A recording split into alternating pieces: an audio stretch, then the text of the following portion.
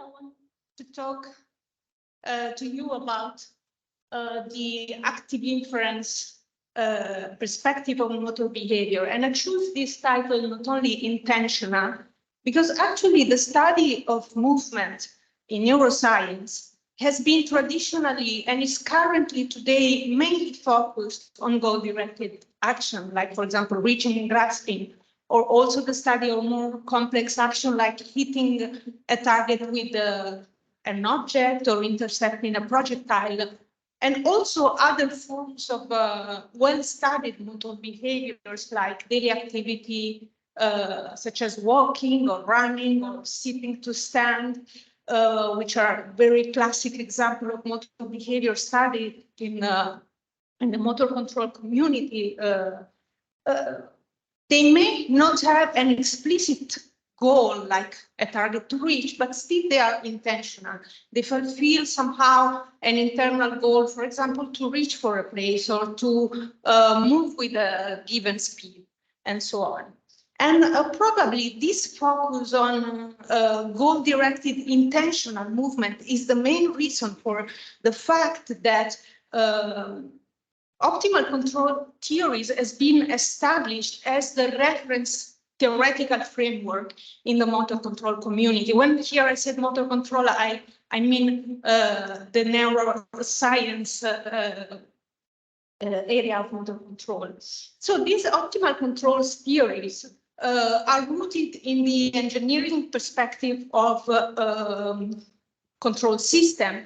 And here in this block diagram, you can see one of the first proposal of such control system applied to motor control from an early work of Mial and Wolpert. And this model typically assumes the existence of a forward internal model, which takes as input internal, the current state of the system and motor commands to make motor prediction and optimize the state estimation process. And this scheme also, then allows to explain various phenomena observed in motor behavior, like the smooth control of movement in spite of sensory motor delays or sensory suppression that is measured during the production of movement. And in this perspective of motor control, motor commands are typically elicited from external stimuli, so from explicit goals that define a desired effect of movement that then needs to be inverted to compute the motor commands that fulfill those desired effect of movement. And later on, this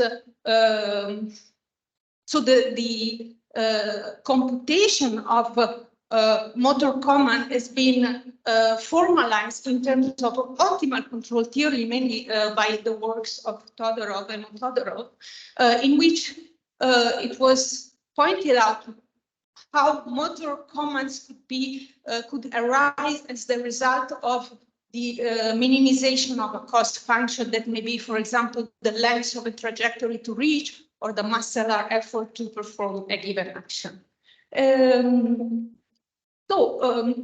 Optimal control models requires then the definition of a cost function, and this cost function typically depends on the specific goal and on the intention that characterizes the motor task that is under study. But our movement is not always intentional. Let's think, for example, to the case of preparatory movement that are automatically and unconsciously activated when preparing for a turn during a running, or for the case of automatic online motor correction that are operated when a perturbation is applied during an ongoing goal-directed action. So even if these motor behavior are not intentional, still with a bit of a stretch, one can formalize them in the context of optimal control theory, because you can define like an optimal principle, for example, stabilize balance during turning, and so on. But there is yet another form of unintentional motor behavior that is not so easy to fit in optimal control theories. And this subtle form of motor behavior has somehow emerged, let's say serendipitously, in embodiment study. And so to give you a clear grasp on them, I would need to make a little detour on embodiment illusion very quickly. So broadly speaking, embodiment illusion refers to all those phenomena in which a fake surrogate body is perceived and processed at the neurophysiological level as if being part of the self body. The classical example is the rubber hand illusion that was introduced early in the late 90s by Botvinnik and Cohen, which presented a very simple protocols to induce the illusion that the rubber hand is part of one's own body. And basically it works like that. It's very simple. The real hand is either behind the screen, is not in view. Instead, a rubber hand is placed in front of the subject, and then visotactile stimulation is applied to both hands. So when a participant receives a touch on the real hand, they will see a touch with the same spatiotemporal pattern applied to the rubber hand. And this simple manipulation induces the illusion in most of the participants that report the feeling to feel as if the rubber hand was part of their body and as if the touch was actually coming from that rubber hand, even if they are perfectly conscious that this is not the case. Now there is a large amount of work that follow up this first experiment, but altogether there is a wide consensus on the view that this body ownership embodiment illusion may be modeled as a causal inference process in which the brain struggled somehow to infer the causes of all the incoming information about the body. So in the case of the rubber hand illusion, there are two causes in the real world that generates bodily stimuli. There is the rubber hand that streams all visual information about the hand, and the real hand that provides somatosensory cues. And then when the contingencies between these two domains, visual and somatosensory, is high enough, somehow the brain attributes these stimuli to the same cause, to the same one end. And this is how illusion, ownership illusion are believed to be triggered. Very schematic view. The take-home message here is that when a body ownership illusion is elicited, then it generates a causal relationship, a causal binding between the real body perceived through somatosensory sensation and the visual body, the fake one. So this implies that whatever is seen happening on the visual body is expected to bring consequences at the physical level. And in fact, there are a lot of perceptual and behavioral consequences of this illusion. For example, let's take again the case of the rubber hand illusion. If participants after experiencing the illusion are asked to blindly point to their own hand, so without having view of the rubber hand, they typically point to a position which is in between the two hands. And this is somehow showing, considering that this task is performed based on proprioceptive information only, this show a recalibration of proprioception toward the seen hand. And this happened, why? This happened because once the sensory input from both hands are perceived and interpreted as coming from the same entity, then a visual proprioceptive conflict arises. And this conflict may be reduced by recalibrating, by updating the coding of proprioceptive signals, so to reduce this sensory prediction error. So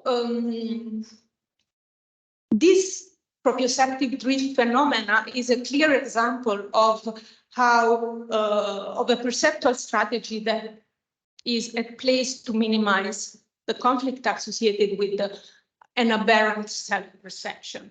However, perception is not the only way to minimize sensory conflict. And in fact, this was shown by a later study by Tomoasai, which basically replicated the same experiment, but this time having participants resting their hand on a movable and frictionless slider, which was equipped with a force sensor. And what it found is the following. Even if subjects were explicitly asked not to move, to stay still, they unconsciously executed smooth movement towards the rubber. But this was happening only synchronous visual-tactile illusion, so only when the illusion was going on. And this visual proprioceptive binding has been brought at place. And if the slider instead was locked, so the hand could not move, it was still possible to measure forces in the direction of the rubber. So this is a clear example of how active strategies can be put in place to minimize the sensory conflict. And the same results were replicated later in a study from Pablo and colleagues, in which now the illusion is induced in a virtual reality setup, and different configuration of the virtual are tested that may be overlapping or not with the real hand.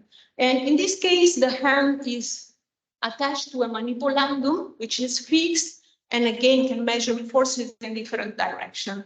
And what it was found in this study again is that whenever there is a spatial misalignment between the real and the embodied end, there is a force that is unconsciously applied in the direction of the visual end. And well, this resulted then, this same form of active strategy was found later in one of our studies, where we showed that this happened also during goal-directed action, not only in passive situations like the rubber illusion. So what we did in this experiment was to ask participants to perform a simple task, which is extending and bending the arm in front of them. And we initially adopted a one-to-one mapping, meaning that the virtual hand is always following the movement of the users, of the participants. And this guarantees a spatial alignment of the two bodies. Then we switch to many-to-one mapping, meaning that the projection in which the virtual hand will move was fixed by script and was independent on the real action of the participant. So the participant keep controlling the elbow joints of the avatar, but independently on whether they will keep moving forward or to the left or to the right, they will always see the virtual hand moving in a pre-fixed direction. So in this configuration, there is this configuration then triggers visual proprioceptive conflict. And only if participants engage in a not required extra rotation of the shoulder, which align their hand to the virtual one, then the conflict is reduced. Okay, and this is exactly what we found in our experiments. So as far as the alignment of the two bodies was at place, participants keep extending the arm in front of them, but when we gradually introduce a drift of the virtual hand to the right, participants, almost basically all participants, this is a an average of our sample, tend to follow the virtual arm. And indeed, we call this effect the self-avatar follower effect. So here I've shown you how we get into, let's say, to study this form of unintentional motor behavior that were somehow went off the radar in motor research because they really need spatial condition to be observable, like the use of virtual reality that can dissociate bodily stimuli. The point here is that this kind of motor behavior cannot be explained in the perspective of optimal control theory. And instead, I'm sure that, given the audience, it's almost crystal clear to you that this behavior can instead be explained in the context of active inference. So in the following, I would like to give an overview on how active inference can explain and account for different forms of motor controls. So I will briefly overview the theory and the computational implant of the formalism, and then give some examples of implementations for goal-directed action, unintentional motor adjustment of the type that I just showed, and also example of active sensing in humans and other animals. Okay, so regardless of the specific problem under study, the active inference formulation, as you know, is based on the specification of two interactive systems: the generative process, which describes the environment and which crucially also include the agent body and in particular its end effector and its sensory organs. And then the second system is typically referred to as generative model and represent the internal belief that the agent holds about the state of the environment and about the state of his body and sensory organs. Now, the two systems interact in that environment. The generative process provides sensory input to the system, to the generative model, to the agent, and the agent can generate action that affects the dynamic of the system. And this cartoonish picture can be replaced with a little effort into a mathematical formulation. So let's see how.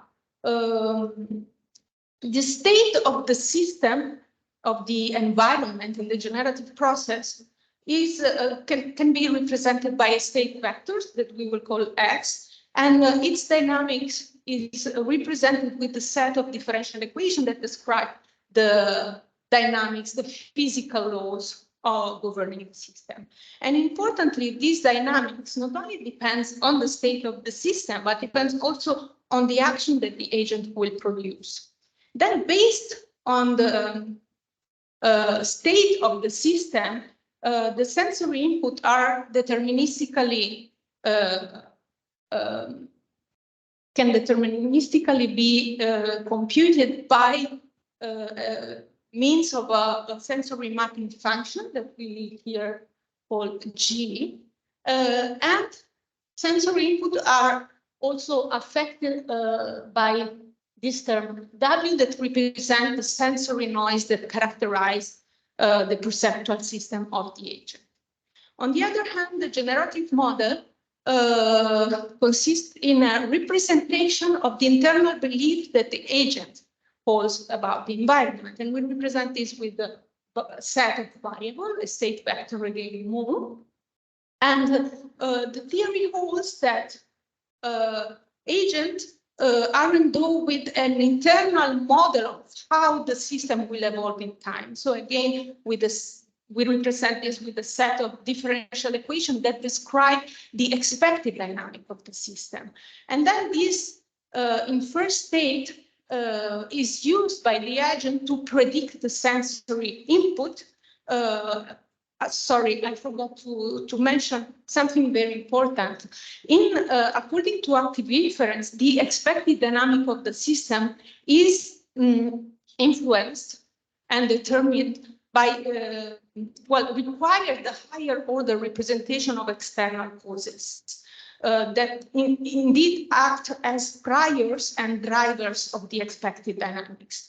And these hidden causes of the movement can be, for example, then instantiated as motor intention. And we will see this in examples later. And then again, the first state of the system is mapped internally to predict the sensory state, again via a sensory mapping function, and then prediction errors can be computed as the discrepancy between the sensory mapping and the sensory prediction. And then prediction error, as you all know, enters the inference process by driving the minimization of free energy in the inference process, as you can see here, because actually, as we will see, free energy is function of prediction errors by definition, and the minimization of prediction error also drive action, which then close the action perception. So now to have this mathematical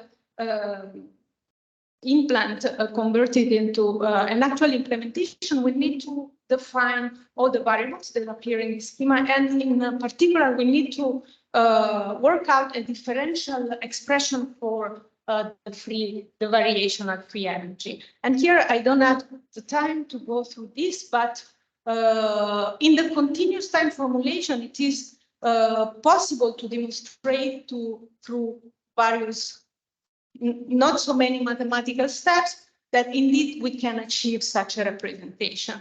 And this goes through showing that minimizing free energy correspond to perform Bayesian optimal estimate of the hidden causes of the sensorium. Okay, I won't go through the details. And then that minimizing free energy indeed correspond to suppress prediction error. And in fact, all this mathematical formulation with few assumptions led to a working definition of the variational free energy that can be summarized with this expression. And for who is not familiar with the algebraic notation, this is basically a sum over quadratic errors. And in particular, we have here sensory prediction error that we've seen in the schema before, but also model prediction errors. And the model prediction errors basically measure the discrepancy of basically how well the expected dynamic, so the internal model of the dynamic, is able to reproduce the inferred dynamics. So now coming back to the full picture, we have all the ingredients to turn this mathematical formulation into a computational model. But before concluding this overview, I would like to spend a few more words on how actions are instantiated through the minimization of free energy. Because this is what mostly marks the difference between active inference and optimal control theories of motor control. So active inference has, you all know, postulated that action is driven by the intrinsic need to suppress sensory prediction by actually sampling sensory inputs that are coherent with the internal prediction.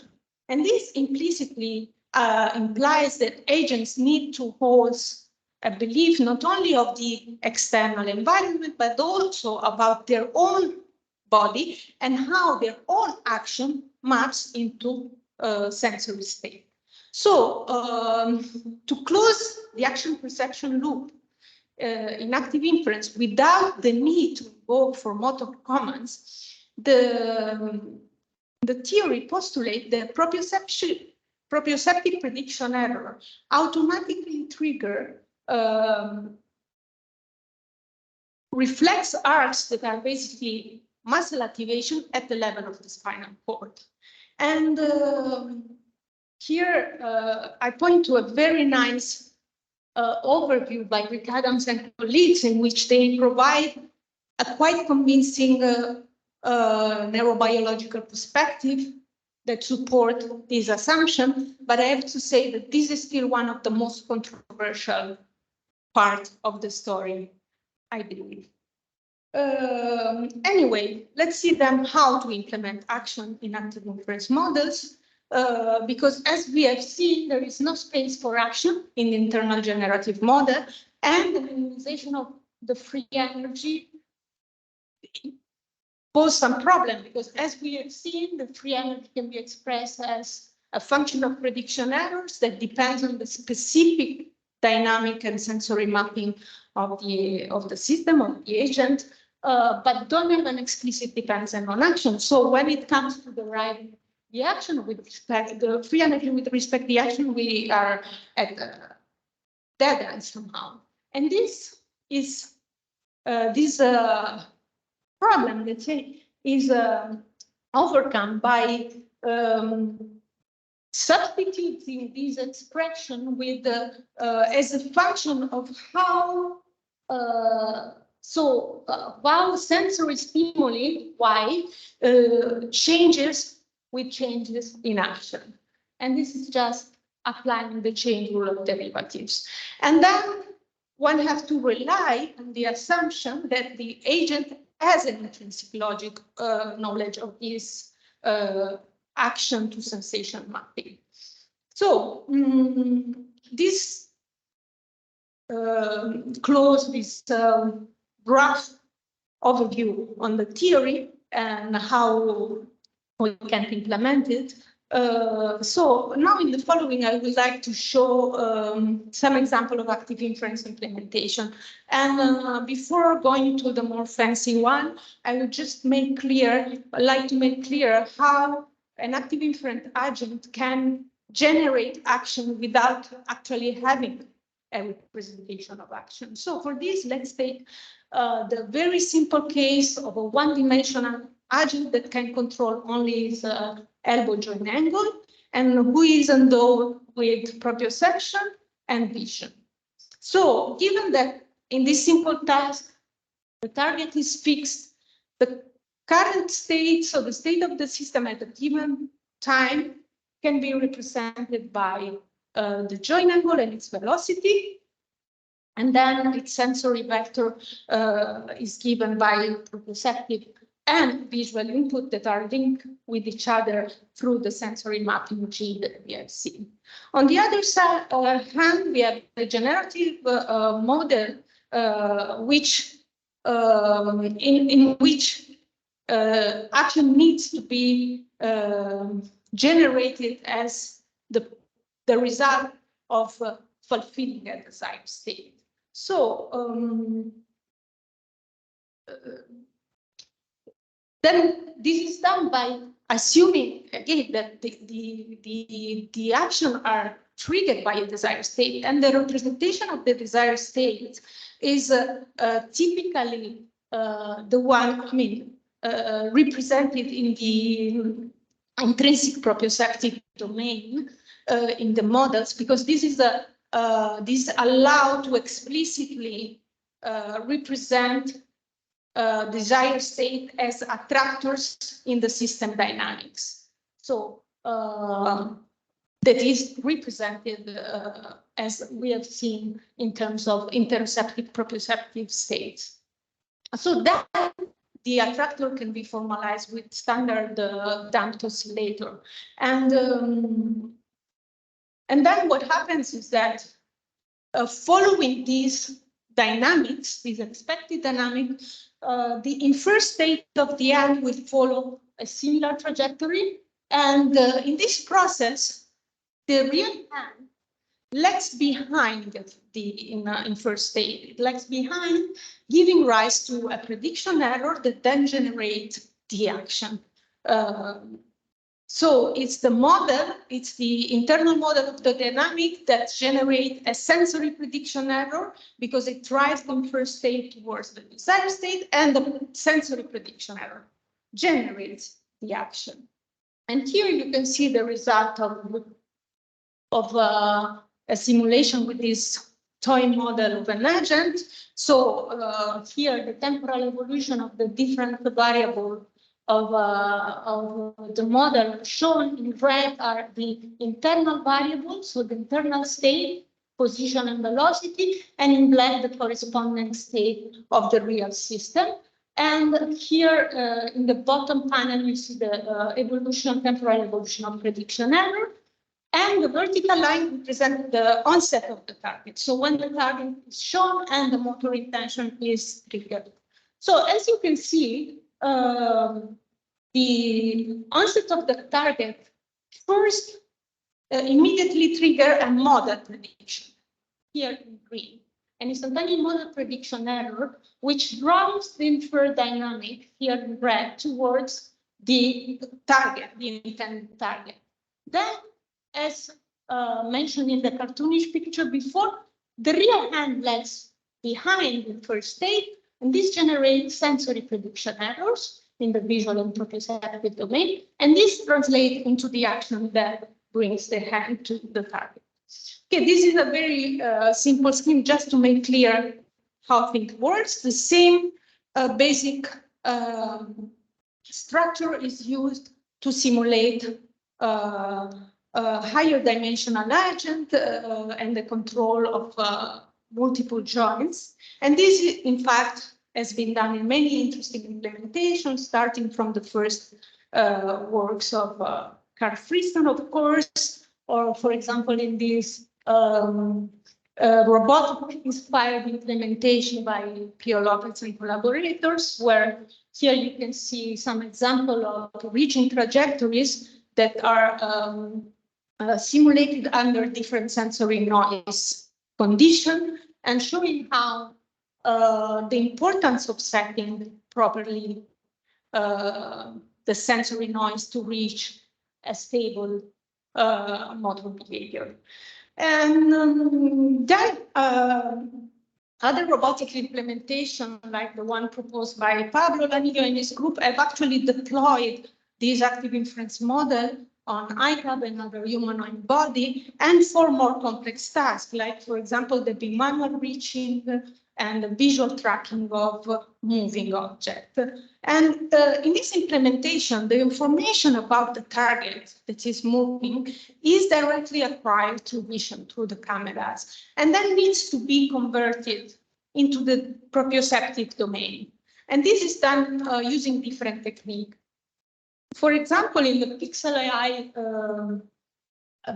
implementation, this is done by integrating the active inference model with the deep convolutional network that takes as input the internal belief encoded in the proprioceptive domain, and then predict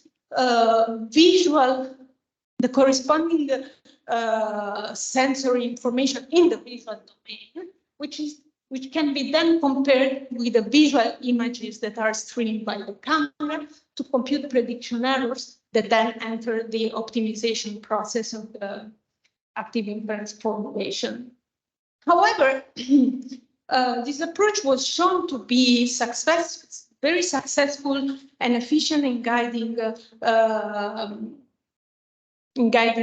tracking tasks, for example, but it has been recently pointed out that this kind of implementation may hardly be compatible with a plausible biological architecture, and this is mainly because it would require that the actual belief update and the inversion of the sensory mapping should occur in the same brain areas.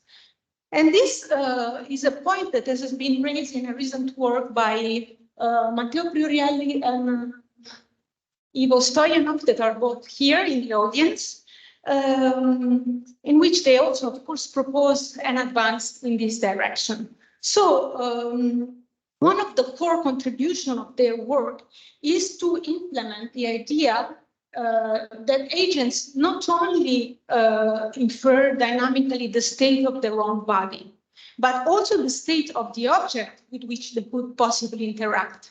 And this is a part of the common narrative in active inference, but in the actual implementation is not done typically. But still, it's a very crucial ingredient of motor control in real life interaction tasks. Let's think, for example, to the case of interception, in which if you want to successfully intercept a ball, you really need to predict the future ball trajectory to compensate for the sensory motor delays that affect the central nervous system. And another key aspect of real-life interaction with the rich dynamical environment is the multiple possibility of interaction that we are offered with, and then the instantiation of multiple possible intentions that may be called in parallel and then selected online. And this is another aspect that has been tackled in this implementation. So, more specifically, the model that they proposed is inspired to this biologically plausible architecture sketched here. So in this view, goals and intention are monitored dynamically in higher order areas, and then intention, as we have seen, provide an online contribution to the update of the belief. And as mentioned, the belief is includes both inference of the self body and of the possible other possible targets that the agent can interact with. And all these, both these forms of beliefs are encoded by the agent in the intrinsic proprioceptive domain. And then this inferred state is fed into a deep convolutional network that predict the corresponding visual sensory state in a way that is very similar to what Pablo and colleagues have done in the Pixel AI implementation. So then this visual prediction can be compared with visual sensory input and used to compute prediction errors that together with proprioceptive prediction errors drives the inference process and the action, as we have seen. So here in this schema shows the actual implementation that they have done for the case in which the agent is faced with two possible targets. So with two parallel and competing intentions. And then both these two intentions can act as attractor of the internal belief in a parallel fashion, but depending on their relative weights, which is set at a higher order level of the model and can be also actually modulated by the current state of the system. So all possible intentions contribute to the estimate of the internal belief that again is encoded in the domain of proprioception. So in terms of joint angles, then visual prediction are generated through the convolutional network, and sensory prediction errors are triggers inference and action. And here you can see an example of how such an agent behaves in a tracking task. In red, you can see, you can see the real target. I have to go back. Maybe here. Okay, and in purple, the inferred target location. And you can see how the agent is pretty good at following the real target, but also it's very interesting to see maybe in a moment how when the target gets out of reach, like here, the agent is able to change his plan and return to a kind of resting configuration, but then when the target appears again in the reachable space, it changes against plan to follow it. So this is a very nice result, I think. But okay, now speaking about biological possibility, what about the the control of complex kinematic chain? Of course, we are very far from the possibility of simulating the skilled synergistic control of the full body that you can appreciate in these peaks, but still some step forward are done in this direction. And again, I want to focus on a very recent study, again by Matteo and Ivo, in which they presented an implementation that is able to simulate the control of complex kinematic chain akin to the human body. So the model consists in an hierarchical implementation in which different body parts are represented in different modules. And then in the implementation, each module basically infers the state of the corresponding body segments. And this inference is done both in the proprioceptive domain in this case and in the visual domain. So this is a very key difference with respect to previous implementation, because again, the belief includes an intrinsic proprioceptive prediction, MUI, in purple, and an extrinsic visual prediction, MUI, in blue. And these predictions are updated based on internal expected dynamics that are defined independently. Now, the various blocks are linked hierarchically in a way that the information that characterizes the chain drives the action. So, for example, the wrist dynamics is informed by the position of the elbow, so the block above, and get information of the kinematic prediction errors from all the segments below, so the finger. And here you can see some example of the result. For example, you see so how this architecture, so I want to point here how this architecture allows to set different tasks, different constraints in parallel. Like, for example, in this example of reaching, in which it was added the extra constraint of keeping the wrist in a fixed configuration. So you see that the wrist is aligned while reaching the task, or here there is another task in which the agent has to track the red target while avoiding an obstacle that is moving. So the architecture allows to implement multiple constraints that can be attractive and reactive force, and also can be scaled up to simulate a full humanoid body that can perform, for example, multiple reaches. But I think you will hear more from Matteo tomorrow. So now let's see some example of the unintentional and conscious motor movement that we have seen. And as we have seen, these form of movement are triggered by multisensory prediction errors that arise from an aberrant self-perception.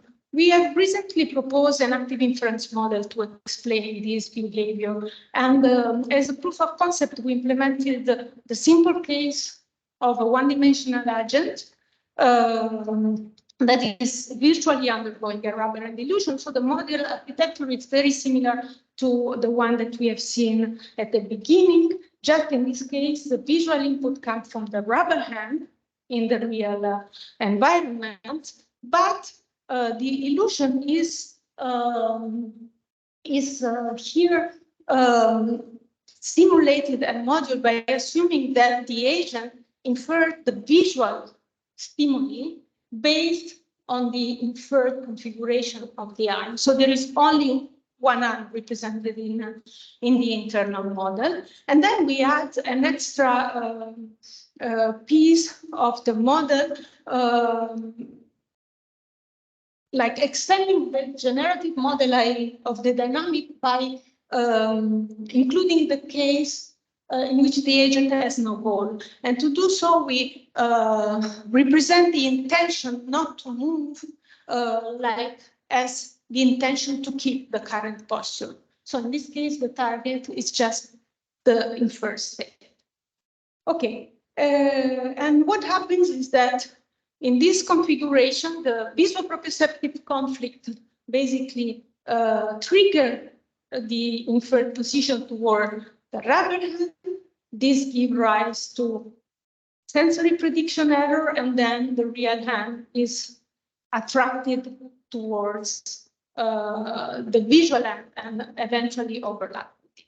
And here you can see the simulation result compared with the one that we have just seen before for the standard region. So in this case, the vertical line is the onset of dilution. And what is important to notice is that because here there is no intention, there is also no model prediction error. The model prediction error stay always to is always none. What happens instead is that at the onset of dilution, there is this visual proprioceptive conflict that generates prediction errors, and then this trigger action, and then the hand is smoothly going towards the visual end. So a very interesting outcome of this simulation is that, differently from the case of the standard reaching, in this case, the internal estimate of the arm velocity, as you can see here, stay always zero, as if the agent has no knowledge that he's moving. And we speculated that this result may be somehow speak about the lack of awareness that characterized this unintentional movement. So I want to conclude now by showing some example of active sensing. In fact, so far we have seen goal-directed intentional movement, unintentional motor adjustment. And the main difference between the two that I want to highlight again is that while intentional goal-directed movement are driven by motor intention that drives the internal expected dynamic, the lack of intention in this case correspond to no hidden causes that drives the expected dynamics, which then correspond to zero model prediction errors. And this makes a big difference. So let's now see the last example. A typical example of active sensing is active vision, which consists in a characteristic gaze behavior in which visual images are scanned to preferentially sampling the most salient region of the image. Like in this video that you've just seen, show how the gaze behavior during which is characteristic when we observe a person that mainly focus on the face, and particularly on those features of the face that brings more information about the identity of the seeing person. And of course, this gaze behavior can be explained as a process of maximizing the acquisition of information that consolidate perceptual inference. And as such, there are numerous active inference model that has been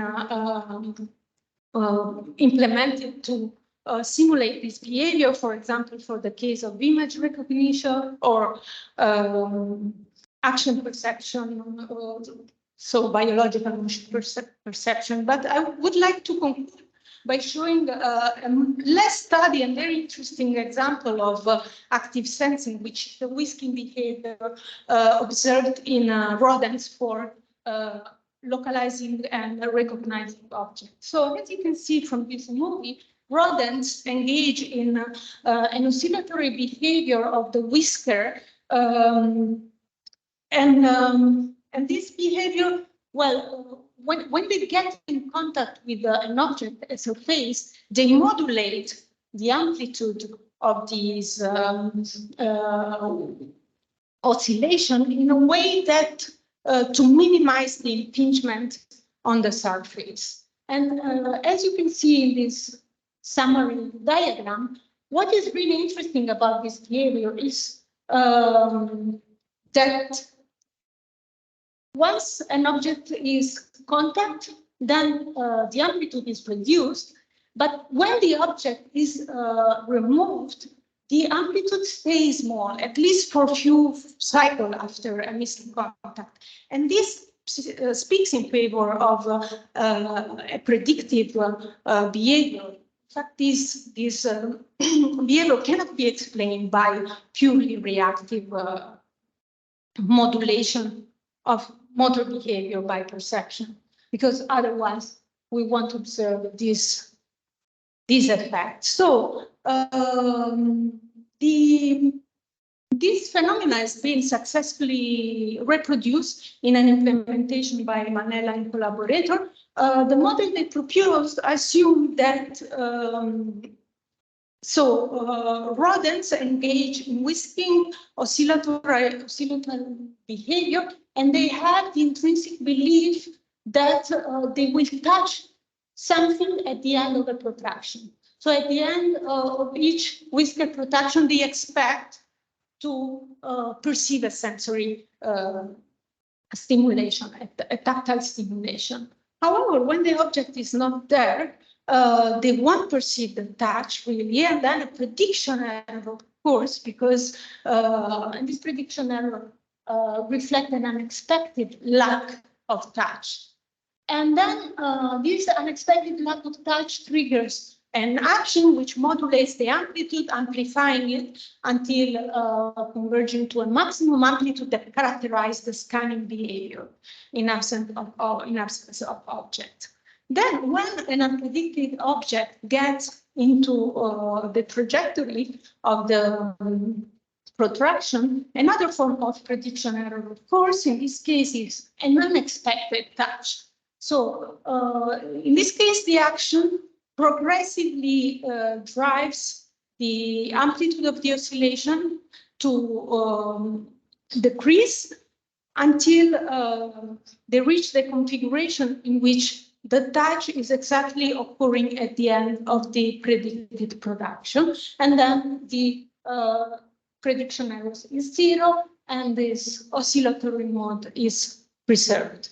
So the implementation that was proposed, I will not go through the details, but basically is based on the idea that of the existence of an internal central pattern generator, which basically generates oscillation at a fixed frequency and amplitude, and then the whisker angle, which is the last variable here, follow these dynamics of the central pattern generators, but modulating the amplitude with this variable alpha, which is nothing but the action that we have seen is generated in the generative model. So here you can see the typical result of a simulation where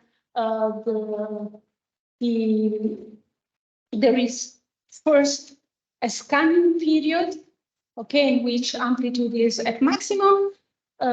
So this part of the plots. And then when the animal gets in touch with the object, it progressively reduces the amplitude of the inner belief and also of course, of the real oscillation of the whisker. And when the object is removed, so in this phase, there are few oscillations in which the amplitude stays small. And it takes few cycles to recover the exploratory mode.